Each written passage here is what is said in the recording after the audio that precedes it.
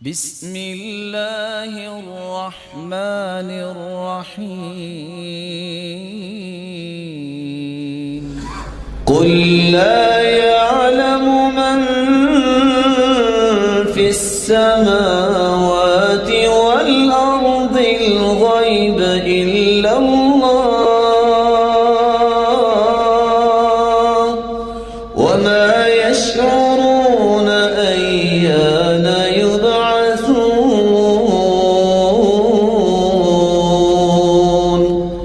میرے پیارے پیغمبر محمد صلی اللہ علیہ وسلم، قل آپ اپنی زبان مقدس سے خود فرمائیے، لا يعلم من فی السماوات والارض الغیب الا اللہ.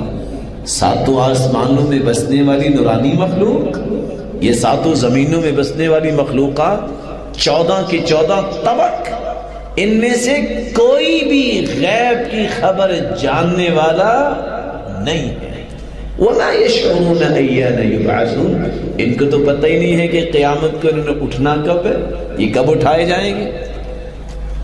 اصل میں عالم الغیب کہنے سے ہوتا کیا ہے؟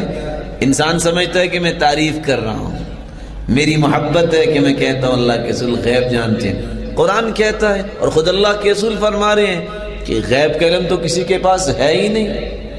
اندازہ کیجئے یہ عقیدہ قرآن نے بیان کیا، اور یہی عقیدہ اللہ کی ہر مخلوق کا ہے جو اللہ کو ماننے والی ہے. چونٹی دیکھی ہوئی ہے، کتنا کو سر ہے اس کا؟ ایک پاؤں کا تو سر ہوگا نا اس کا، کتنا کو ہے؟ چھوٹا سا، اس کا وزن تو ہوگا نا اس چھوٹے سے گرام بھی نہیں ہے، لیکن ہے تو چھوٹا سا لیکن ملی بھی توحید سے بھرا ہوا ہے. ٹوٹی ٹانگ ہے.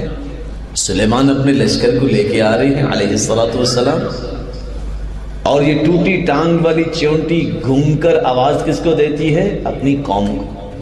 یا ایھا النمل، او چونٹیو، ادخلوا مساکنکم، جلدی سے اپنے بلوں میں داخل ہو جاؤ. لا يحطمنكم سليمان وجنود وهم لا يشعرون. بلوں میں چلے جاؤ. سلیمان بھی آ رہے ہیں علیہ السلام، اس کا لشکر بھی آ رہا ہے، وہ تمہیں رون دیں گی اور ان کو پتہ بھی نہیں چلے گا. نبی غیب جانتا نہیں ہے. یہ کون کہہ رہا ہے؟ قرآن ہے نا. چونٹی کہہ رہی ہے. دیکھیں اللہ تعالیٰ کو اس چونٹی کی توحید اتنی پسند آئی، سورت کا نام ہی سورت النمل رکھ دیا. آپ میں سے یا ہم میں سے کسی کا نام قرآن مجید میں آیا جی؟ چونٹی کا نام آ گیا. اور النمل کہیں، الف ہے، لام ہے، نون ہے، میم ہے، لام ہے. ویسے چونٹی کہے کہتے ہیں مذاق کیا ہے. النمل قرآن مجید میں پڑھے 50 نیکیاں مل جاتی ہیں. چھوٹی سی چونٹی کا بھی عقیدہ یہ ہے جو اللہ رب العزت نے سمجھایا ہے کہ اللہ کے علاوہ کوئی غیب جانتا نہیں.